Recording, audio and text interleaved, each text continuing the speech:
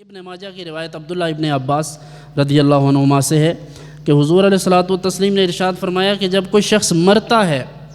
مل میت فی القبر الا کالغریق المتغوث ينتظر دعوة تلحقه من اب او ام او اخ او صدیق، جب کوئی شخص دنیا سے جاتا ہے تو وہ میت ایسے ہی ہے جیسے ایک ڈوبتا ہوا شخص ہے۔ جب وہ ڈوب رہا ہے قبر میں جانے والا جو ہے اسے یہ لگتا ہے کہ اب اس کو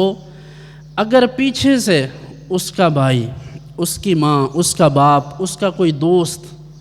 کوئی جاننے والا اس کے لیے دعائیں مغفرت کرتا ہے تو حضور فرماتے ہیں مرنے والے کے لیے قبر میں وہ دنیا کی ہر نعمت سے بڑھ کر نعمت ہے،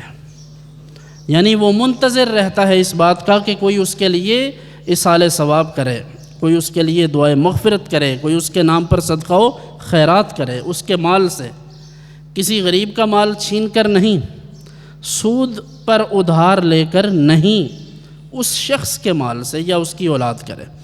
تو فرمایا تین چیزیں باقی رہ جاتی ہیں، باقی عمل تو ختم ہو جاتے ہیں۔ صدقہ جاریہ رہتا ہے، باغ لگا دیا، لوگ پھل کھاتے ہیں، کسی کو کوئی چیز لے کر جیسے مدرسہ ہے، مسجد ہے، وقف کر دی، لوگ نہیں بھی چاہیں گے پھر بھی اللہ ثواب عطا فرماتا رہے گا۔ پانی لگا دیا، کولر لگا دیا، واٹر کولر لگا دیا، فلٹر لگا دیا کوئی، اس سے لوگ پانی پیتے ہیں، بھلے دعا نہیں کرتے۔ صدقہ جاریہ کا مطلب ہی یہ ہے کہ ان انٹینشنلی بھی جس کا ثواب پہنچتا رہے، تو ایسی چیز کا ثواب بھی حضور نے ارشاد فرمایا کہ مرنے کے بعد کسی شخص کو قبر میں پہنچتا رہتا ہے۔ دوسری چیز او علم ينتفع به، ایسا علم جس کے ذریعے اسے فائدہ پہنچتا ہو۔